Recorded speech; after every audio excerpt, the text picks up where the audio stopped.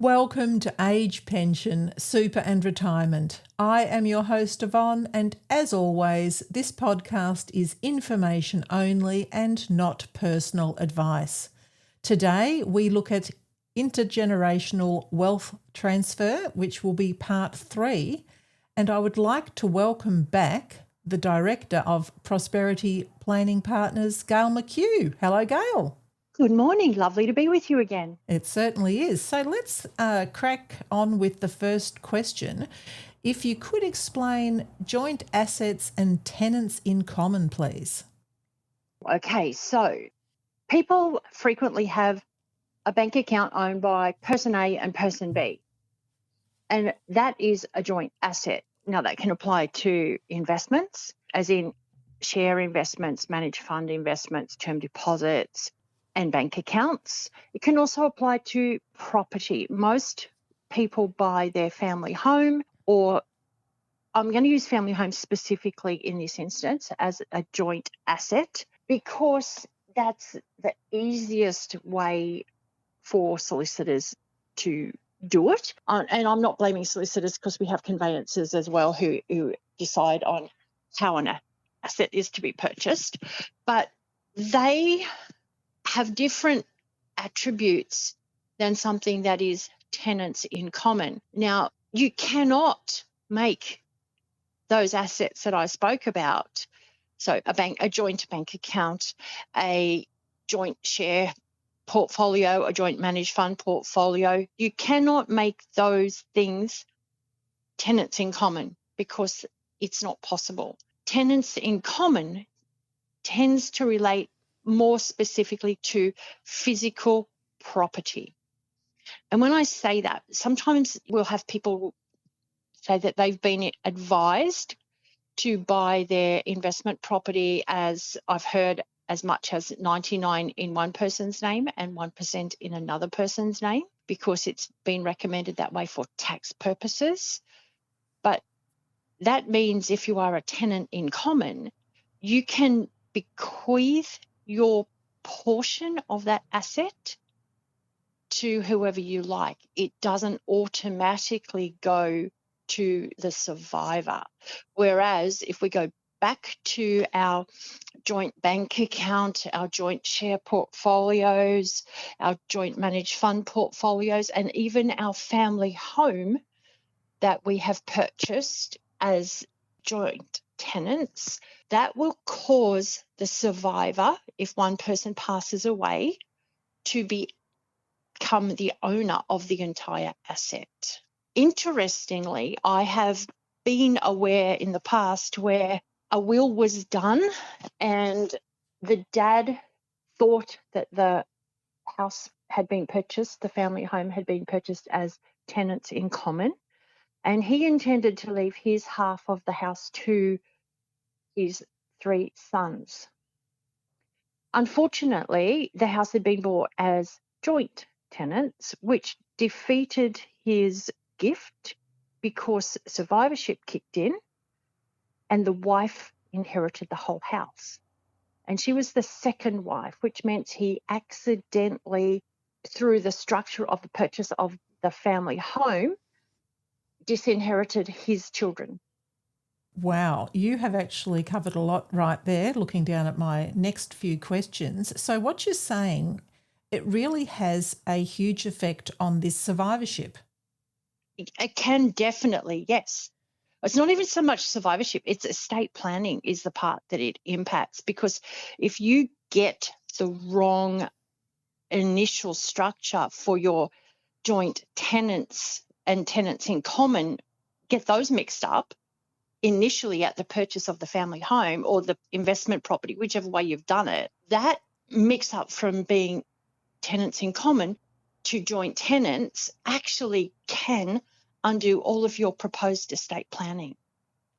That's fascinating. So to be clear, when something goes to the surviving partner, or if something's in joint tenants, is that when something automatically goes to the surviving partner? Yes. Okay. Now, what was that you said about a percentage? It just sort of went over my head there. Okay, so there's 100% of an asset purchased. Yes.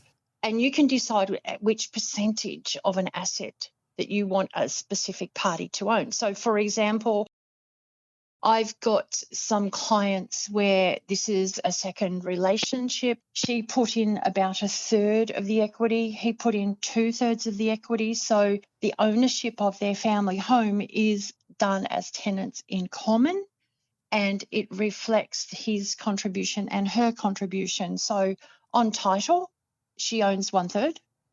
On title, he owns 2/3 of the family home. And that means that should anything happen to one or the other of them, then effectively that money or that value of that asset can be bequeathed through their estate to whoever they want it to go to. It doesn't automatically go to the other person who owns a share of that property. That's really helpful. Now, what was this 99% business about? The 99%. Frequently, you'll have people who've been told to buy an investment property, and they will be told because one person may have a very small income and one person may have a very large income. And frequently, the higher percentage of ownership of an investment property is so that they can claim more of the associated expenses against the higher income. Now, that works to a point while you own the property and you're not selling it. But let me tell you, it can bite you in the behind when it comes to capital gains tax, because that then means that 99% of the capital gain is going to be attributable to the person with a higher income, and 1% would be attributable to the person with the lower income. Interesting. So the tax rates make a big difference there. Yes, I see what you're saying. Now, you also said about accidentally disinheriting their own children. So is this something that there was a misunderstanding when it was first set up and it was tenants in common, or is that how this accidental disinheriting happens? The husband and wife had purchased a new property for them to live in jointly because it was relationship 2 for both of them. And the intention was that they were to be able to leave their share, for want of a better term, of the property to their own children. But because it wasn't purchased as a tenants in common, it had been purchased instead as joint tenants, which tends to be the default ownership structure. That difference in getting the ownership structure right at purchase time wasn't picked up at all, because it just showed as, both of them on title. But what it also did was ultimately disinherit his children, because survivorship kicked in and the survivor, which was the wife, got to keep the whole value of the house rather than just her share, Yes. which had been the original intention. Yes, that's so clear. Thank you. Thank you, Gayle. Now, how could this play out for business owners who don't hold assets in their name for asset protection? Well, they really are relying very much on the goodwill of the person who has, shall we say, control of those assets. Because if you control the assets, you can do with them what you like. There's a very big difference between what happens around a business owner's asset protection and estate planning. They're like chalk and cheese. I mean, for some people, it is brilliant, no problem at all. Mm-hmm. But because there is an incredible degree of trust there. But without that degree of trust, if a relationship breaks down, then everything sits inside of a family law claim. That's different to an estate situation. So family law has one aspect and the other has a totally different outcome. Interesting, Gayle. Thank you. Now, can money be clawed back after death? Depends on the state in which you live in. And let me just be clear on that one. Each state has got very different rules. And in New South Wales, for example, they have what they consider to be a notional estate, which means that if you happen to live in New South Wales, there are some things that your executors can effectively claw back. And that includes things that are not normally considered to be estate assets. So in the big world called Australia, superannuation is technically not an estate asset because it's controlled by the trustees and it doesn't automatically become part of the estate of the individual. But under New South Wales law, they can include superannuation. They can also include gifts that have been made to different people only within a certain period of time from date of death to try and avoid or to overturn or to deprive other people of asset claims within an estate. So there's quite a number of things that in New South Wales can cause people to have an inflated estate value versus what truly is held in their name at the time. Most financial planners don't know this. I actually had a colleague ring me the other day. He said, Gayle, my mum's died. And I was like, okay, I'm so sorry. And I have lost personally both of my parents and both of my in-laws. So I've gone through the estate process a few times and he'd never gone through it. So I had to have a conversation with him, explain the whole process. And he was like, oh, my God, I didn't know that. So just because somebody's a financial planner, I don't believe that they will understand the whole process. Well, Gayle, with your 28 years of experience, could I just ask how can you be contacted? Because that's something people might like to know. My number is 0407 159 298. And if I don't answer straight away, I will return your call. And my email is Gayle, Gayle, at prosperityplanning.com.au. Fantastic. And just to finish off, we've just covered a 3-part intergenerational wealth transfer. Are there any other unintended consequences that you've come across with this intergenerational wealth transfer that we may have missed in this short series? Well, I know we've talked previously about the unintended consequence of having somebody receive an inheritance and then have their Centrelink cut out. Yes. So that, to me, we haven't missed it. We've discussed it. But it's one of those big things that we have to start to consider, because effectively what happens is you can have made a decision to be very generous and to support somebody with all the best intentions, but you may actually cause them a disservice. I'm going to use the situation where somebody has a family member had a drug and alcohol problem, and his mother decided, rather than let him do what he would do with his addictions and go through that money very quickly and potentially kill himself, she actually made it so that he had access to the income but no control of the capital. And that actually protected his entitlement to an age pension. Wow, and it probably protected him from It did. in other ways. It did. Yes, so you have touched on this, and it's so interesting because I think you touched on a similar thing where someone might have been kicked out of public housing, losing DSP, and as a lot of our listeners might be interested in, losing part of their age pension. Well, the worst part about it is not even if they get to a point where they lose the pension entirely, then there's the loss of all of those things called rates discounts and electricity discounts. You still keep the medical stuff, as in you can reduce pharmaceutical stuff, but if you don't have $1 of pension coming in, you effectively lose the right to have discounted registrations, discounted electricity rates and all those sort of things. So for me, that's another unintended consequence of a gift that somebody may have made out of the absolute best intentions. So true. And from your perspective as a financial planner, I guess if someone's sharing with you their intentions of leaving people a gift, you may be able to point out the consequences if they don't carve out a small enough amount, if you like.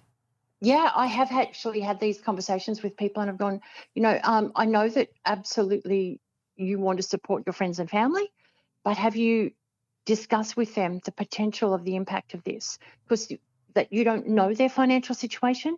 Because in Australia, we're very circumspect. We don't tell everyone that we're worth, X number of dollars.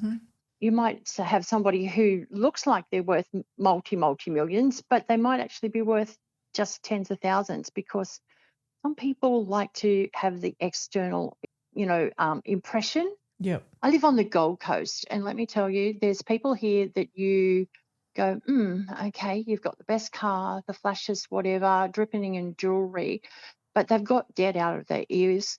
And then there's people who turn up looking very comfortably dressed in a dodgy old car, and they're the ones with the millions. Is that what's called stealth wealth?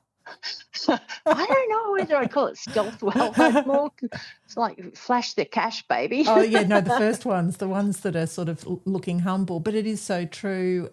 You can't. Oh, yes. Yes, you can't pick it. But what you've highlighted with these unintended consequences, it's good that you've brought this up again, because I think if this is just one takeaway when someone's making plans that they maybe hadn't considered, this could be a really good one for them to share and talk to their financial advisor about. Even have a little chat to their family and go, hey, if I were to give you some money from my estate, would it be helpful, or do I need to skip a generation? And I think you just said it before, people don't like to talk about it, but then look at the pickle they get into by not. Mm-hmm. Yeah. So you can sort of be a little bit discreet, but you can also, I would encourage people to say, I'm curious. Mm-hmm. If I was to help you by leaving some money, would it be helpful, or could it harm you? Because would it cut you off from Centrelink support? Yes. I mean, I don't see Centrelink support as be all and end all, because ultimately I will never qualify for it. But that's because of who I am and what I've got. But my point along the lines is, for a lot of people, it's a very, very important part of their funding of their lifestyle. Yes, and with one of our earlier conversations, if someone was told to move on from public housing, that might have been their home for decades. I have a personal friend who we are actually in that situation where she's going to have to go from paying very, very reduced rent to full market rent because of a bequest that will be coming to her very soon. And because of her age, and we can only hide so much from Centrelink in superannuation, but regardless of how much we can save, it's the emotional impact of the uncertainty that comes with the need to move, or the need to pay double or triple the rent that they were paying. Yes. Now we have to fund it. Yes. So I guess even financially, who knows whether the person is better off when their life becomes a lot more expensive.